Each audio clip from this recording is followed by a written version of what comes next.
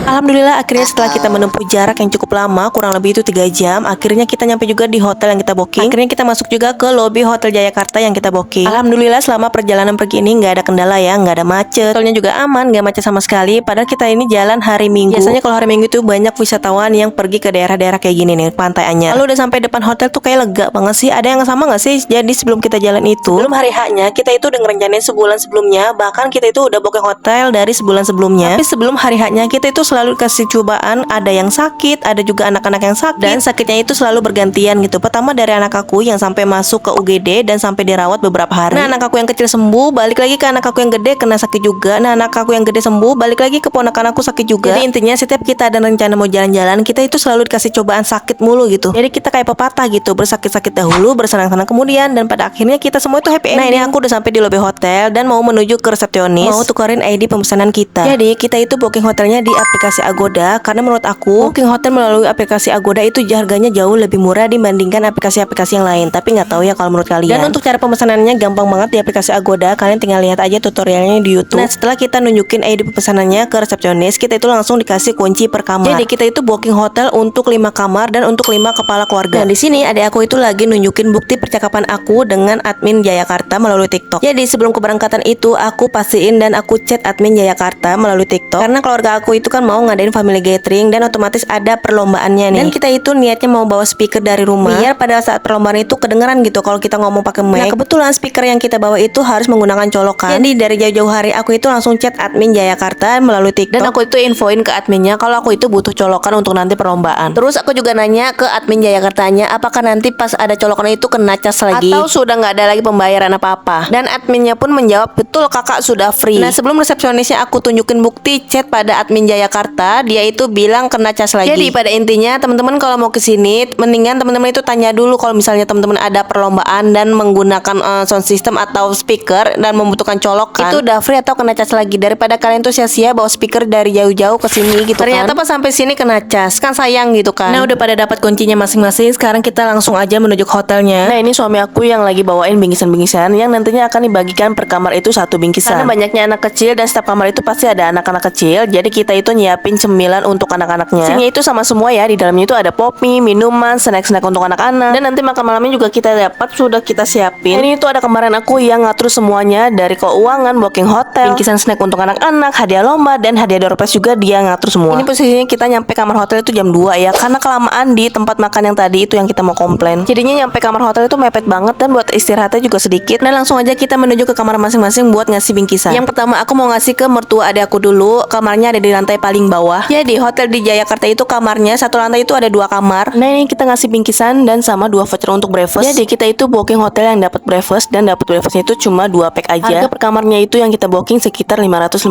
sudah dapat 2 pack breakfast. Karena kita bookingnya itu di hari Minggu, jadi harganya itu lumayan. Tapi kalau kalian mau booking di hari biasa itu harganya jauh lebih murah ya. Lanjut kita kasih bingkisan lagi ke kamar Umi Kalsum. Assalamualaikum ya Habibi. Ini kita datang untuk ngasih bingkisan dan ngasih 2 breakfast. Masya Allah ya, di antara kamar-kamar yang lain yang kita gedor buat ngasih bingkisan dan ngasih breakfast itu cuma ada aku ini aja yang lagi sholat atau habis sholat. Kalau yang lain mungkin karena kecapean jadi belum sempat sholat, tapi ada aku yang ini tuh datang langsung sholat. Masya Allah ya, iman dan takwanya tuh dia tuh kuat banget. Semoga dilancarkan rezekinya dan semoga cepat dikasih momongan, amin. Nah, beda sama ada aku yang bontot nih, dia pas nyampe itu langsung bikin adonan dong. Makanya tuh pas ketok-ketok dia nggak keluar sama sekali. Dan akhirnya dia turun sendiri dong ngambil breakfast sama ngambil bingkisan makanan. Oke, bagi-bagian bingkisan makanan udah dan bagian voucher breakfast juga udah. Sekarang kita waktunya ke kamar masing-masing untuk istirahat sejenak karena nanti jam 4 akan ada perlombaan yang kita adakan. Perlombaannya tuh seru-seru dan hadiahnya juga seru-seru. Perlombaannya tuh dari orang dewasa sampai anak kecil pun juga nanti ada. Nah, untuk kamar aku dan kamar anakku ini satu lantai, ada di lantai 2. Next video.